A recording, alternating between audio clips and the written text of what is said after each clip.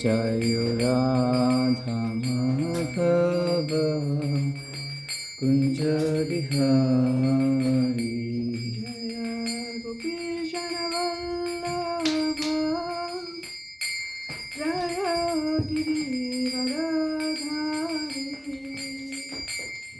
Jaya Girivaradhari Jaya Gopishana Jaya Girivaradhari Jaya Girivaradhari Yashodanandana Brajajanarandana Yashodanandana Brajajanarandana Yashodanandana Brajajanarandana Yashodanandana Brajajanarandana Yamuna Tira Vanachari Yamuna Tira Vanachari Jaya Radha Madhava Jaya Kunja Bihari Jaya Radha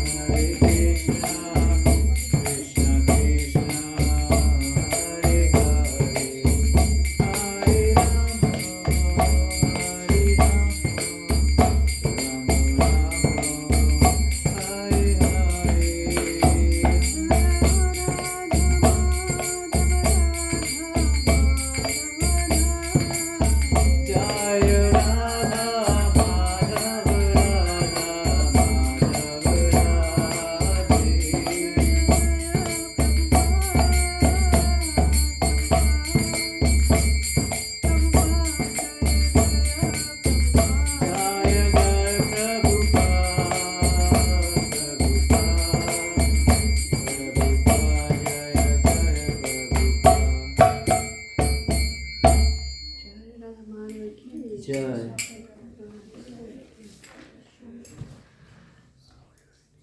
Seven. Okay, only 7. 6 feet. 6 feet. And we're reading from Srimad Bhagavatam, Canto 8, Chapter 11, entitled King Indra Annihilates the Demons, text 6 and 7. So take 6. Soham durmayanasteya vajrena sata parvana shiroharisye mandatmam gatasvagyati bisaha. This is Indra speaking. Today, with my thunderbolt, which has hundreds of sharp edges, I, the same powerful person, shall sever your head from your body. Although you can produce so much jugglery through illusion, you're endowed with a poor fund of knowledge. Now, try to exist on this battlefield with your relatives and friends. Oh, sorry, I didn't do. Om Namo Bhagavate Vasudevaya. Om Namo Bhagavate Vasudevaya. Om Namo Bhagavate Vasudevaya. Om Namo Bhagavate Vasudevaya. Om Namo Bhagavate Vasudevaya. Om Namo Bhagavate Vasudevaya. So now, text 7 again. Shri Bali Ruvacha. Shri Bali Vacha. Sangrame Vartamananam. Sangrame Vartamananam. Kalakodita Karmanam. Kalachodita Karmanam. Kirtir Jayo Jayo Mrityu. Kirti Jayo Jayo Mrityu. Sarvesham Syuranukrama. Sarvesham Syuranukrama. Shri Bali Ruvacha. Shri Bali Vacha.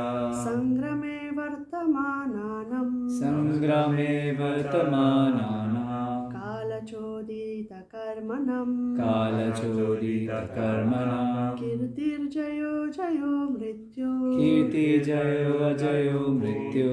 Sarvesham Syuranukrama. Sarvesham Syuranukrama. Please repeat.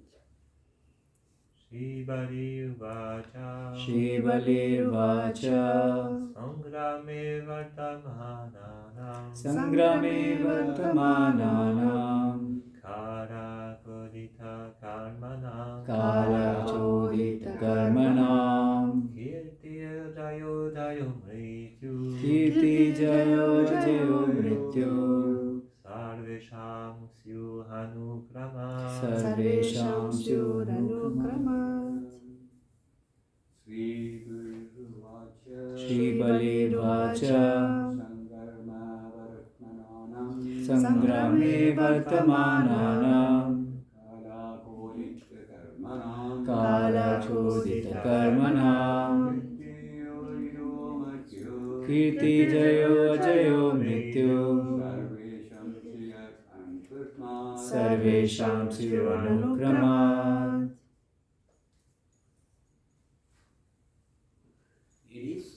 Shri Bali Uvacha. Shri Bali Vacha. Sangrame Vartamananam. Sangrame Vartamananam. Kalakodita Karmanam. Kalachodita Karmanam. Kirti Jayo Jayo Mrityu. Kirti Jayo Jayo Mrityu. Sarvesham Syuranukrama. Sarvesham Syuranukrama.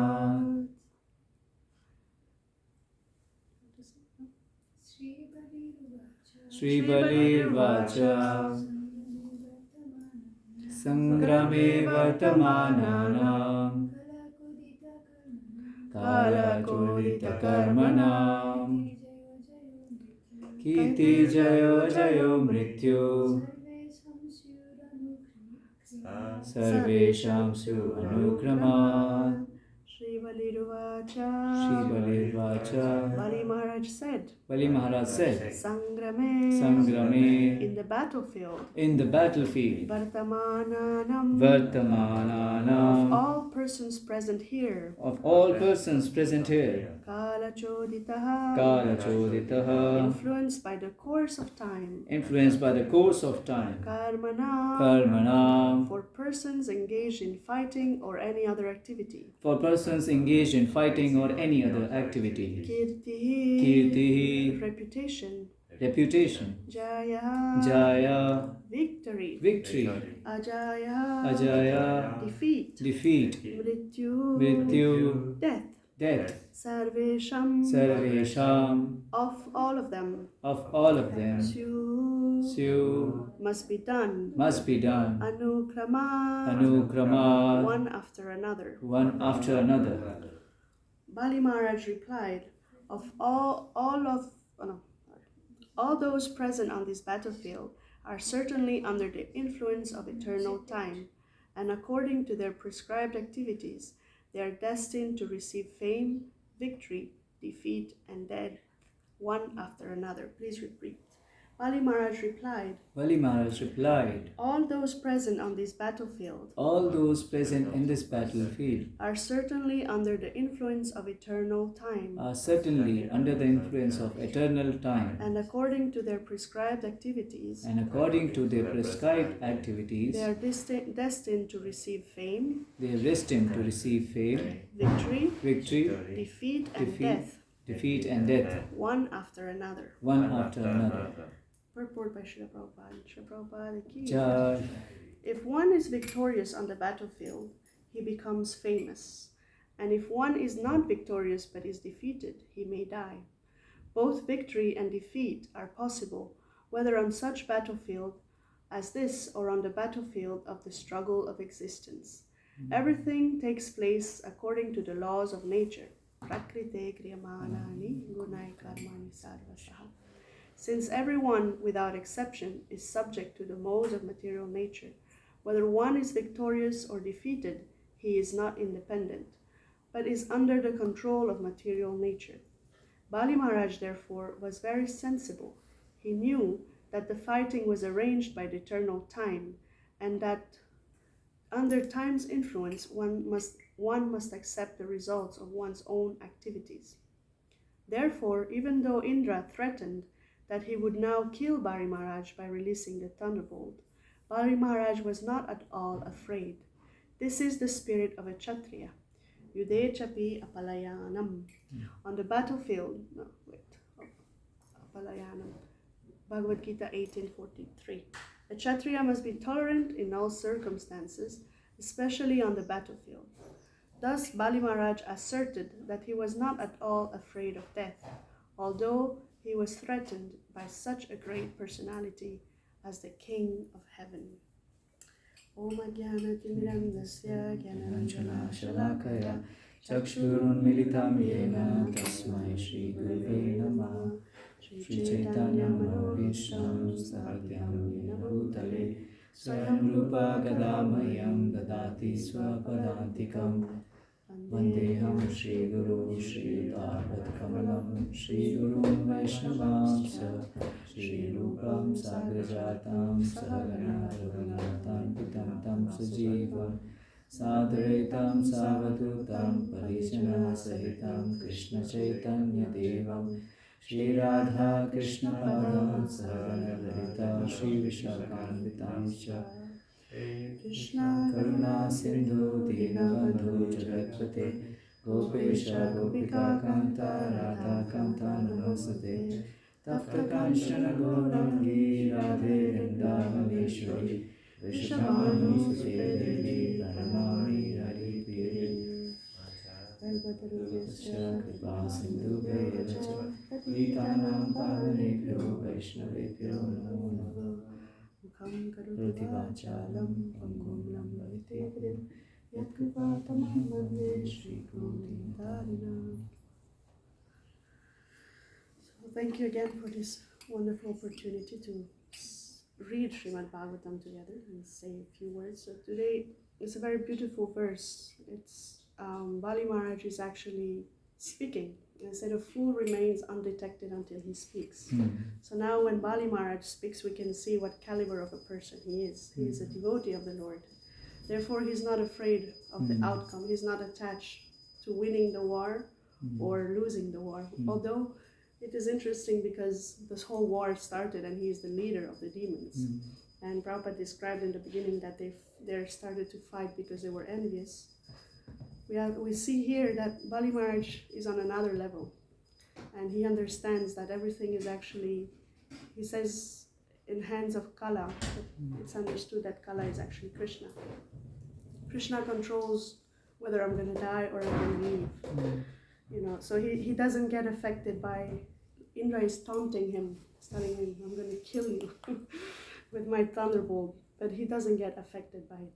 And Prabhupada says it's very important that a Kshatriya must be tolerant in every circumstance, especially on the battlefield, because it's a very high risk. There's many lives at play, so the Kshatriya has to be very responsible in how he not to get carried away by anger or anything like that. So he doesn't get carried away, and he actually starts preaching to Indra. Telling him, actually, everything is in the hands of Krishna, everything is under his control, so whatever is going to happen, it's up to him. Whether you kill me today, it has been decided. It doesn't say that exactly, but this is what he means. Or whether I kill you today, it's also been decided. So it's actually interesting to see. Many times we see that devotees are put in situations like this, and then they start speaking and they say very beautiful words. Another nice example in the Srimad Bhagavatam, also with Lord Indra, is the story of Vitrasura. Indra has to kill him, and he's hesitating because he's a Brahmana. He was born as a Brahmana, but he's a great demon, so he has to kill him. And Vitrasura starts preaching to him and says, "What are you lamenting? It has already been decided. You have to kill me." So, in a sense, Bali Maharaj is doing the same thing here. He's telling him, everybody present on this battlefield, it is preordained. It's not by your arrangement or my arrangement. It's their destiny. It has been decided by Krishna. It is under the influence of eternal time, and according to their karma, according to their prescribed activities, they're destined to receive fame. They're either going to be victorious and receive fame, or they're going to be defeated and they're going to die. Or maybe first they will be victorious and they'll be famous, and then in the next battle they will be defeated and they'll die. This is the life of a Kshatriya. So I was thinking, the few minutes that we were here, Prabhupada many times compared his Sankirtan devotees to soldiers or Kshatriyas. So we should maybe go out in the spirit like this. Maybe today we will distribute many books and we'll be very victorious. Or maybe we will hardly give out a few magazines that we will find after lying. Sometimes people take it and then leave it somewhere, and on the way back sometimes we find them again and we pick them up again. So it's quite, feels like a defeat when you have given out a book and then later on you find it just, sometimes they put it on a book, on the stair somewhere or something.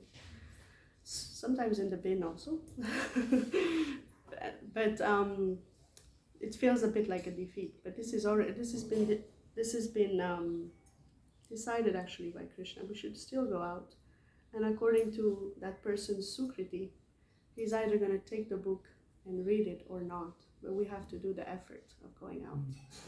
Same thing, like if Krishna had already decided, that the outcome of the Kurukshetra war. Someone may argue, then why do we have to have the whole war? Why can't Krishna, he's God, he can just flick his fingers and they can all just die, and the Pandavas can be kings? Why do we have to go through this war? It is Krishna's desire. He wants Arjuna to get the credit. But not only that, it's also giving a chance to the Kauravas until the last minute to change their mind, to repent, and to give their cousins their due. So these things are inevitable, although the outcome is already established, that his devotees are always victorious. This is the outcome, we know. The how it happens is the detail, and that's the pastime, that's the lila, that's the beauty of it. And there's many variations depending on how each person behaves. There's like different variations. So we see this again and again and again. It's not like the demons are born demons and they're condemned and they're never given chance to make spiritual progress. Krishna gives them an opportunity again and again and again. And sometimes he sends some devotees are born amongst demons, like Prahlad Maharaj, now Bali Maharaj, and they enlighten them and they help them but they still engage in, let's say, so-called demonic activities, in this case fighting with the demigods. So this is their nature. We have to understand this is their conditioned nature somehow. It's part of the lila. It's part of the pastime, and it's also to create a very interesting. It's like we can look at it as a play. If there's a drama, and the whole drama is very mellow and very sweet and very peaceful, and everybody gets along, maybe the audience will fall asleep. But if there is a climax, everybody's looking forward to what's going to happen, and everybody's attention, everybody's like watching, and then the message is delivered. This is what happens in the Srimad Bhagavatam. There's a story, it starts nice, and then there is some kuch gadbad ho jata hai, something goes wrong, and then either one way, for some reason or for some other reason, somebody gets angry and gives a curse, somebody is neglectful and forgets to do something, or somebody becomes, due to false ego, becomes proud and he thinks, how dare they, or there's different reasons why it happens. There's also different relationships. Sometimes it's daughter and father, sometimes it's mother and son, sometimes it's cousins, sometimes it's brothers. So there's so many relationships in the Bhagavatam described. And when it seems like it's at the peak, this is Shri Shri Radha Kalasheshwara ki jai, Jagannath Baladev Subhadra Devi ki jai, Nitai Sachi Sita ki jai. And when it's at the peak of the interest, usually this is when a devotee starts speaking, or this is when Krishna gives the message. The very beautiful example of it is the Bhagavad Gita in the Mahabharata. The whole, it's the culmination of the Mahabharata. And if somebody, maybe some of you have read, the whole story is very interesting. There's so many things happening, but it builds up to the Kurukshetra war. Like nothing is as intense as the Kurukshetra war. And that's when Krishna, everybody's on edge. Even Dhritarashtra is asking, what happened? What's happening? So my sons and the sons of Pandu, they're there and they're desiring to fight. What happened? People say that's a stupid question. Like, what do you mean what happened? Of course they fought. But it's actually the suspense. Like, what happened? And then Sanjaya said, oh well, Arjuna is becoming very despondent. And then Dhritarashtra becomes a little bit hopeful. Oh, if Arjuna doesn't fight, my sons have a chance. Because Arjuna was very famous like that. He was one of the greatest warriors on the opposite side. So when Sanjaya says, oh, looks like Arjuna is becoming despondent, and Dhritarashtra became a little bit hopeful. But in the very next verse, Sanjaya says, no, Krishna will destroy this ignorance with knowledge, so don't have any false hopes. So some sentimentalism rose in Arjuna. He became a little bit worried, and he gives all these beautiful arguments why he shouldn't fight. And one is better than the other. They're all very, very good arguments. And what is Krishna saying at the end? He says, all your arguments are very good, but you should fight because I want you to fight. This is the best argument Krishna gives, actually. He gives other reasons also, but ultimately, I want you to fight, so you fight. So this is a devotee. He does whatever Krishna wants, whether it is pleasing to him or not. And actually, it was very painful to Arjuna to attack his relatives, his grandfather and his teacher Drona, even his cousins. He didn't want to kill them. He said, we grew up together, we were playing together. How can I kill them now? Krishna says, no, you should kill them because I want you to kill them. Nimitta matra bhava savasacha. Just be an instrument. I have already done it, but I want you to be my instrument, so you do it. So anyway, this is a devotee. Prabhupada also explains that a devotee is naturally soft-hearted. So there's actually no fault in Arjuna becoming soft-hearted and saying that I don't want to fight. But ultimately a devotee does whatever Krishna asks him, and at the end that's what Arjuna does. Krishna asks him to fight and he does it wonderfully. And he defeats all these enemies. So we have to learn from it. Sometimes some people say, what kind of Bhagavad Gita is this? How is this a religious book? It happens on a battlefield and your God incites you to fight. So it's not like that. It's explained that it's the position of the living entity, that we are in a confused state.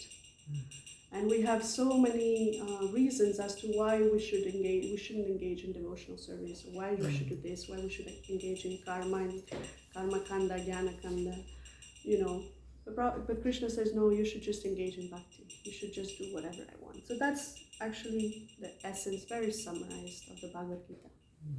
We should give up sarvadharmam parityaja, give up all kinds of religions, all kinds of social convictions, all sorts of so-called moral activities, and just engage in devotional service, just engage in serving Krishna.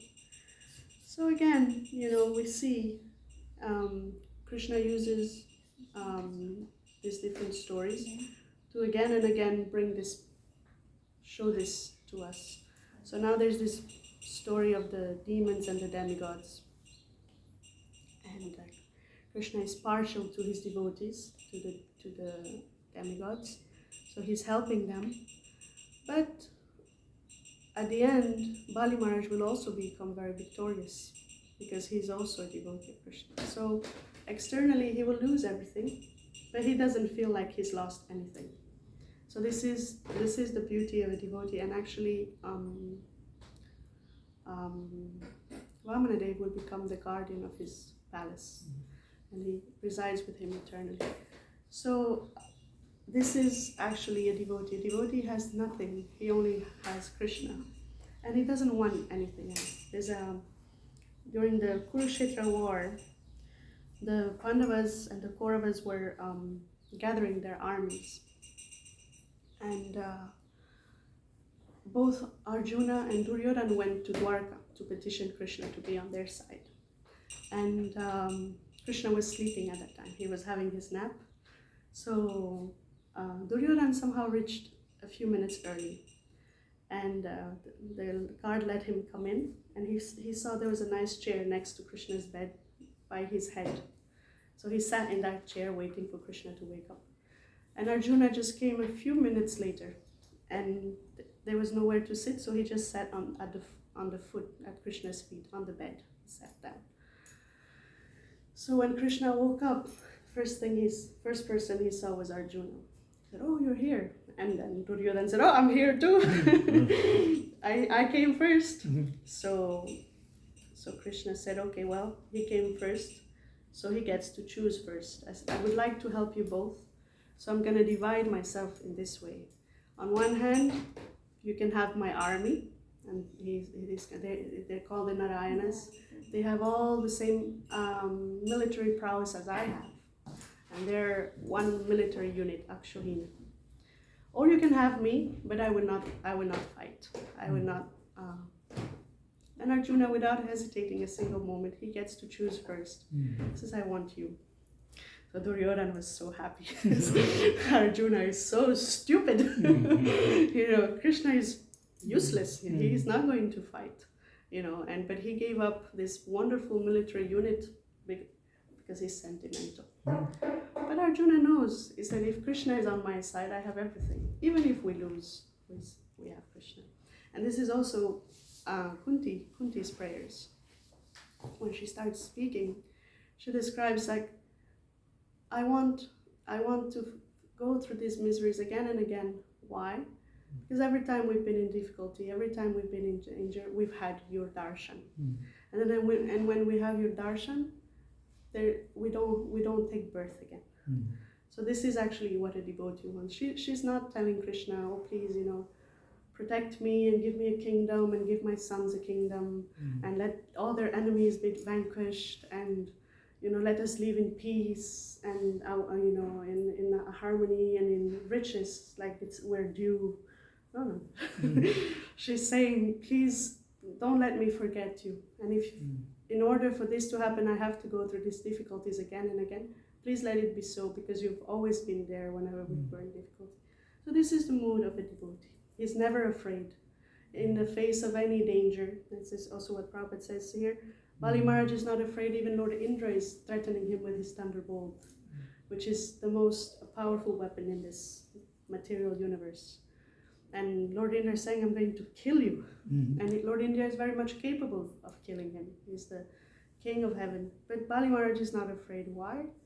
Because he says, anyway, Krishna has decided what will happen to me. And whatever Krishna has decided is the best for me.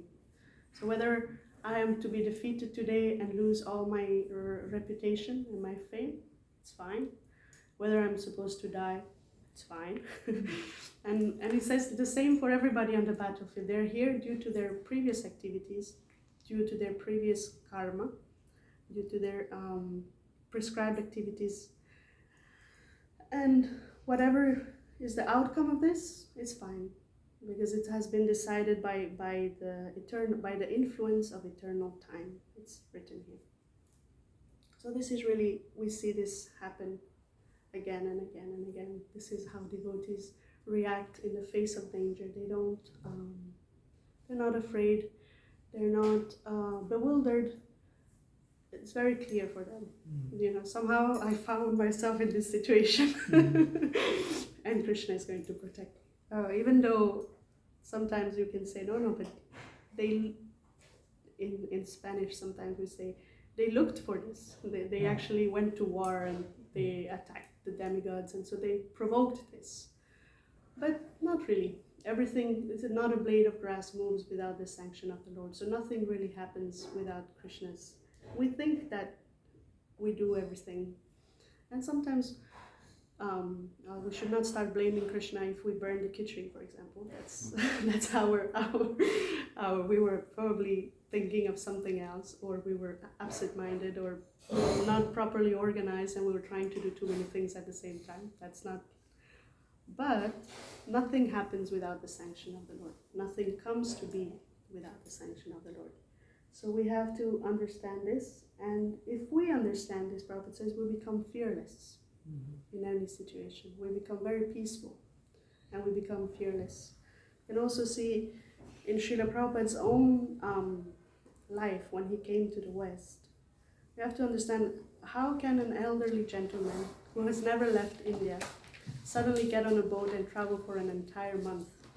We have to think about it. In a cabin, seasick, you can't really go out. He's just stuck in this cabin. He had 2 heart attacks while he was there. And then suddenly he arrives in New York. No, he arrives in Boston. First he arrived in New York and then in Boston, no? Boston. He knows nobody. The Prabhupada said, I didn't know whether I should go right or I should go left. Of course, he had these sponsors, and they arranged for a place for him to stay. Sally Agarwal and what was his name? The Agarwal family. They sponsored, they sent him an invitation letter so he could come. And then when he came, he stayed with them for 2-3 months. They arranged for him to speak in a few places, but Prabhupada felt that he couldn't really start his preaching movement. He felt that they were very nice, and it wasn't that they were stopping him from doing anything, but he just didn't feel like he had full freedom. So then he came to New York, and he struggled very much. Prabhupada said he was barely able to make enough money to buy eatables.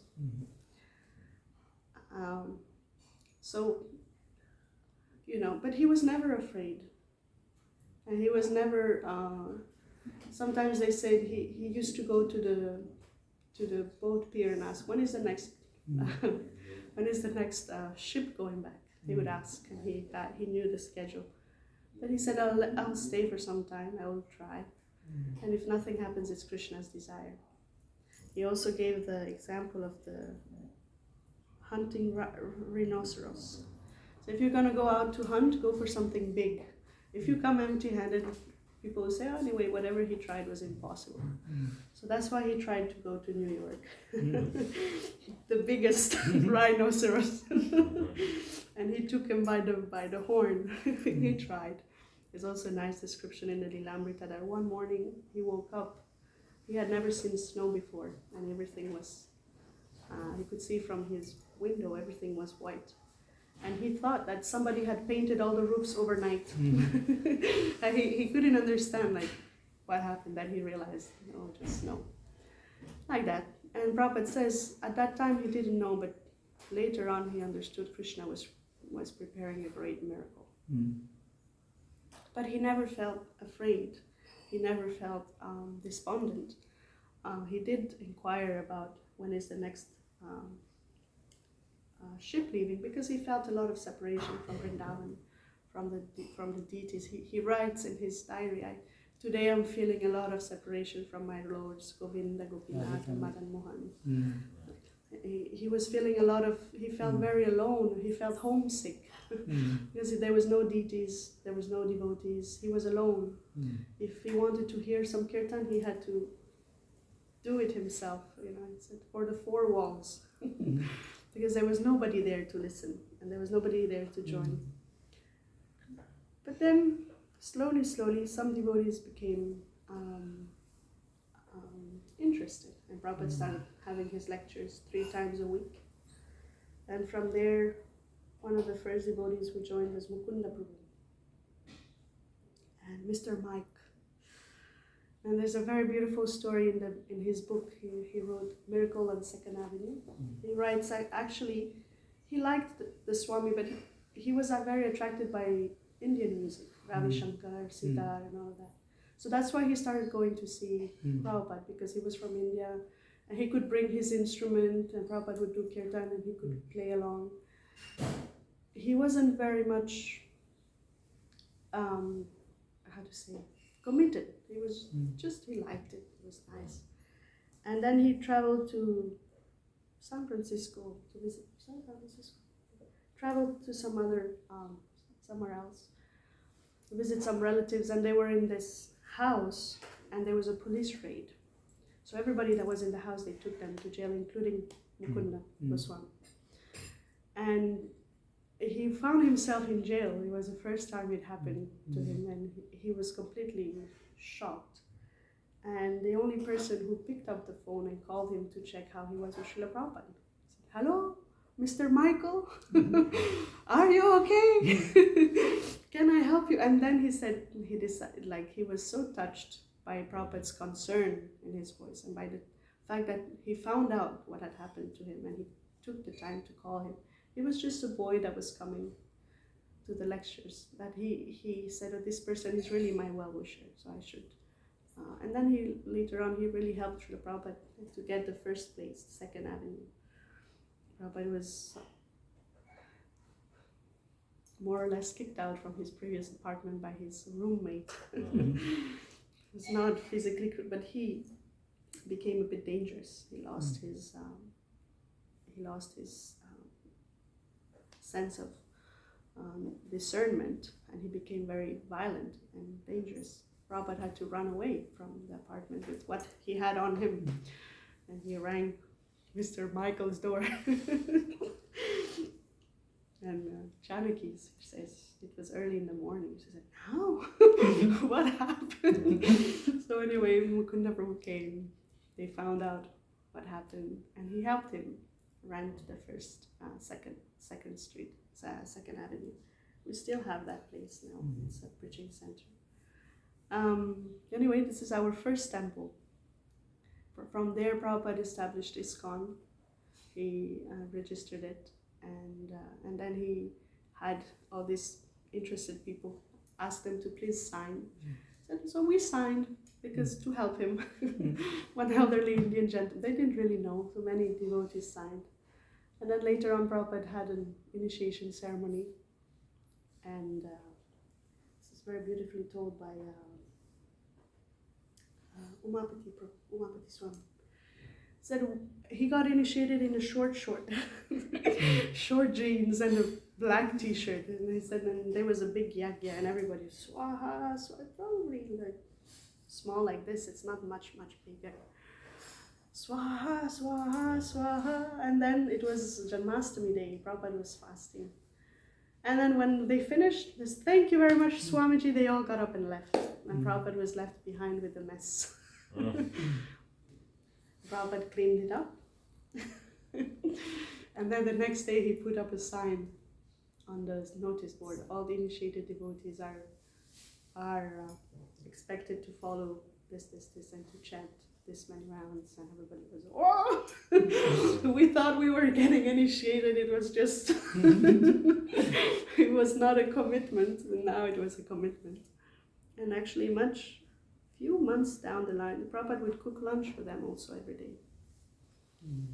He would, and then the same thing, they would all come during their, they were working, so during their lunch break they would come and eat and leave. And they would have competitions, who can eat more chapatis. And Prabhupada was, imagine, Prabhupada was making chapatis for, there was one devotee, it's described in the Linamrita, he could eat until like 25 chapatis or something. Imagine, they're all competing, so how many chapatis Prabhupada had to make. And finally, after quite a while, Kirtanananda Maharaj, Kirtanananda said, Swamiji, do you need some help? Prabhupada said, finally, yes, please. And he was the first one to start helping Prabhupada. So helping with shopping, bringing the boga, with cleaning afterwards, cooking. And very quickly, he became very expert, so Prabhupada would just let him cook. And that's how the movement started. So from very, very, very humble beginnings. But Prabhupada was never at a single moment afraid. And we can say, oh, but Prabhupada is a pure devotee, this and that and that. Yes, of course. But at the same time, you know, we must think about how difficult it must have been for him. Alone, in a foreign country, where he could hardly understand what people were saying. Of course, Prabhupada spoke English, but he had a very strong Indian accent with a British English. And he was in America, where they spoke American English. And so it was a very different culture, a very different time. There was the Vietnam War was going on, and there was so many, there was the whole the counterculture and the whole, it was not like nice time, it was different times.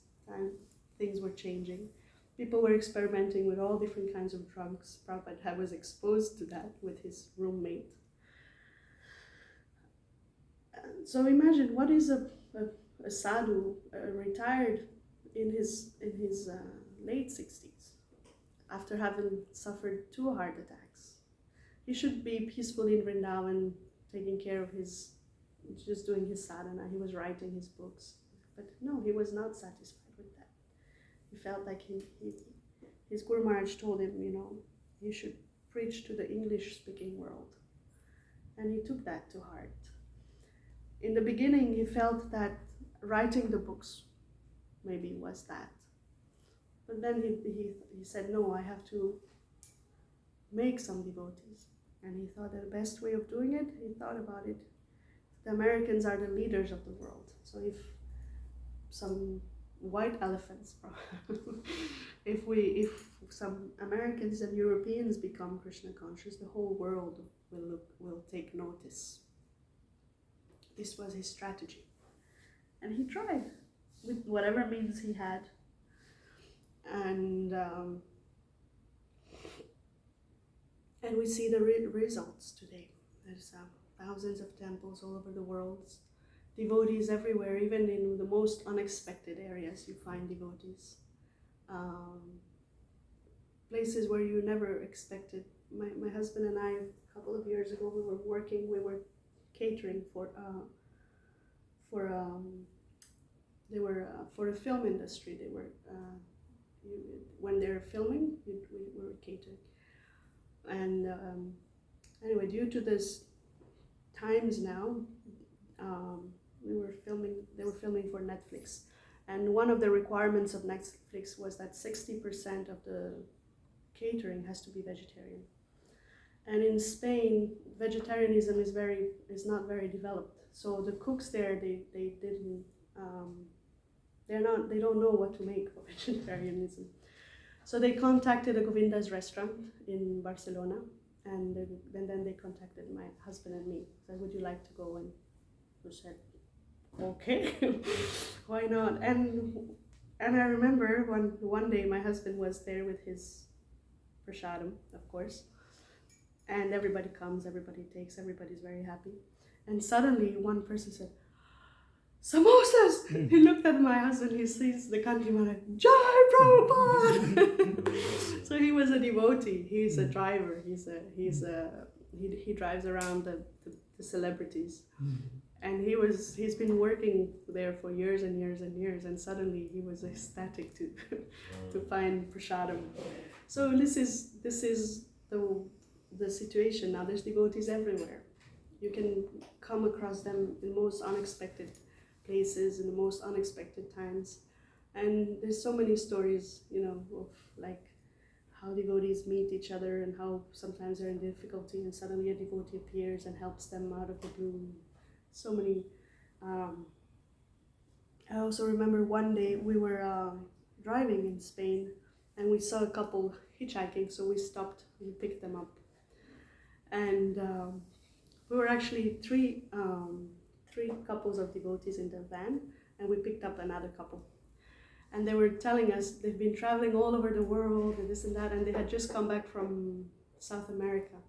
And they were so happy because they had met the Hare Krishnas and said, well, we don't know how to find them in Spain. And we all looked at each other and said, Hare Krishna! We are all Hare Krishnas in this van, and they were very excited. So this is really, what are the odds that, we just are driving by and there's this couple. So this is Krishna's arrangement, and this is Prabhupada's movement. There is devotees in every town and village. We don't know about them, but they are. And we meet them sometimes, and it's very peaceful when these things happen. So Prabhupada said he created embassies of the spiritual world everywhere in the world, and he gave us a place to be, something to relate to. He gave all his devotees, everywhere we travel in the world, immediately we know we can go to a temple, there'll be prashadam, we can do some service, we'll have darshan, we will meet some devotees, we will have some association. It happens, and this is quite rare. This is really Prabhupada's mercy. This is not to be taken lightly. This is really a gift Srila Prabhupada gave us. Everywhere we can travel around the world, and we know we have some family members. We have people that can relate to us. We can do some service. We will see some beautiful deities, meet some nice devotees. So we should be very mindful of this, very grateful of this, and we should look out. Janananda Maharaj, before he left, he gave a short message. So we should look out for each other. So if we are walking down the streets, sometimes I do it and people must think I'm crazy, but I always look at people's necks. It's like, are they devotees? That's the first thing, how to identify devotees. You look at their neck beads, or sometimes they're carrying a little something. And if you do meet them, make an effort to, oh, Hare Krishna, where are you from? What are you doing? Do you need some help? Come and visit us. Can I do something while you're here? Can I help you while you're here? Look out for each other, serve each other, and try to encourage each other always in our services or in our dedication to the movement. Sometimes devotees need encouragement and need a little bit of, sometimes they just need to speak about they're having some doubts, or they're having some difficulty, or they're having some family drama. We need sometimes to speak with each other. We should look out for each other and hear each other out and help each other. We're actually everything to each other. We should see it like that. Devotees are everything to each other. So I'm gonna end it here. I'm gonna with Bali Maharaj's words. All those present on this battlefield are certainly under the influence of eternal time, and according to their prescribed activities, they are destined to receive fame, victory, defeat, and death one after another. So we're all in this battlefield. We're all in this. Prophet also describes this battlefield as this material world. We're all in this material world. We're all following our course according to our previous activities, our karma, and or what we're supposed to receive due to our previous activities. But as devotees, we should try to still look out for each other and encourage each other and engage each other in whatever possibility, whatever way we can. It's very encouraging to know that we're not alone and that there is somebody that you can turn to in time of difficulties. So we should try to be that. I'll end here if anybody wants to add anything. Question. Thank you. Thank you for telling wonderfully about Prabhupada and the mood. My question is a little different. It's about Bali Maharaj or any pure devotee in the responsibility of demon. Like so similarly, we see like these examples we hear where pure devotees like Vritrasura, Prahlad Maharaj, and they are having some external duties which is completely opposite to their nature, which is like Kirtaniya Sadahari, or pure devotee is always remembering the Lord. So how to understand this? As you told already that it's a kind of play and a leela, that they are playing their part. But as a sadhaka, we have to learn some lesson, because in our life, if we have to play some part, how to be detached and at the same time be absorbed in our pure devotion. Yes, Krishna puts us in different. We're born in different situations. It's not really. It is because of some reason. It is because of what we have to learn from being born in that particular situation, but also for what we can teach or we can show the people that we associate in that situation. In the case of Bali Maharaj, he is a descendant of Prahlad Maharaj, so he's very elevated. But he's the leader of the demons, and he has to do it. He's the king of the demons, that's his duty. So similar in the case of Arjuna. Arjuna is happy to just be with Krishna, roam around with Krishna, and go around traveling with Krishna, being with Krishna. He's not really interested in the kingdom and fighting, but he was born as the son of Kunti, and that is his duty, this life. So Krishna puts us in these situations. Actually, in the case of Vitrasura, it is there's of course a pastime within a pastime within another pastime. There's a whole reason why he's born in that situation. But my question is from the angle like it's one thing that, as you gave example of Arjuna, he don't want to do anything of the world, he just want to beat Krishna. But just imagine the example of a demon who has to take the responsibility of other demons, and completely opposite. It's like Arjuna we can understand, but it's like completely opposite. You are living in the, it is also a way of being merciful towards the demon. It's to liberate them. Krishna puts his devotees in this, and some demons take it and some don't. Prahlad Maharaj, he tried to preach to his father. Of course, Hiranyakashipu was not an ordinary demon. He had a purpose. He had to give Krishna a good fight. It's the whole purpose of Hiranyakashipu, being such a powerful demon to give Lord Vishnu a good fight. And even then, it's described that Nrsimhadev killed him like somebody kills a wasp. But anyway, he tried. He had this desire that he would like to please the Lord by giving him a good fight. Actually, I think only the cowherd boys can give Krishna a good fight and defeat him in wrestling. Nobody else can give Krishna a fight. Krishna kills the demons. So yeah, this is actually Krishna's special mercy, and it's done to liberate. Krishna says he comes or he sends in every species, in every times to liberate. So he sends his devotees in demoniac families to liberate them.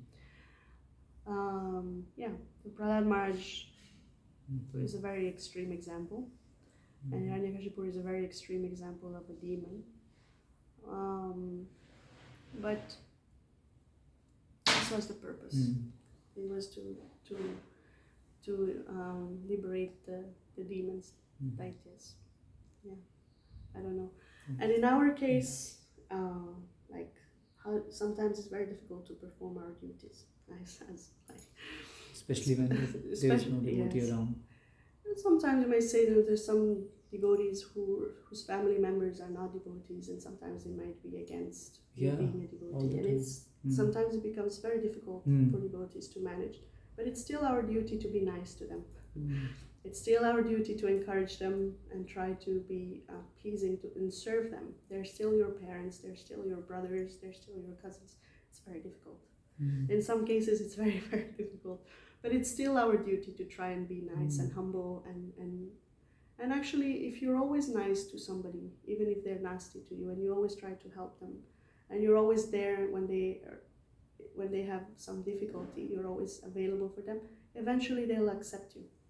Because they come to we've tried to stop him in so many ways. We've been nasty to him, but he's always there, or she. They're always there. They're always kind. They're always very understanding. They always bring this nice thing that's called prasad. So there's ways of softening people's hearts, but sometimes it takes many years. Sometimes it's very, very difficult. Actually, my own grandmother, she was she was a very nice lady, but she had a lot of trouble understanding why my mom would choose such a strange life as to living in India and having so many children. And my father was 10 years older than my mom when they got married, so she didn't understand why she married someone that was so much older than her. And actually when we visited her, we didn't visit her much because it was difficult, but when we visited her, she would purposefully bring out meat and eat in front of us, but not sometimes they eat meat, but it's very discreet. She would take out a whole chicken, or so you really saw that she was eating meat, and she would say, of course, my parents had prepared prasadam, and she would say, I don't want to eat your kushan, I don't want any of your disgusting food.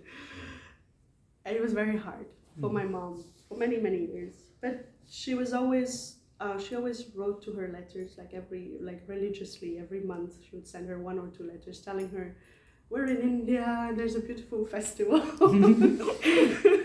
And the children are doing this, and I don't know, she would tell them, what we were doing. Somebody's learning dance, and somebody's singing, and somebody is playing tabla, and because she didn't really know what to tell her. So it was very difficult for her to fill up letters. And this went on for many, many, many years, and towards the end of her life, she really accepted us. So it takes time sometimes, and it's very painful, especially because there is also some attachment there. It's your mom, it's your family. You would like to see them accept you and accept your way of life. And it's not always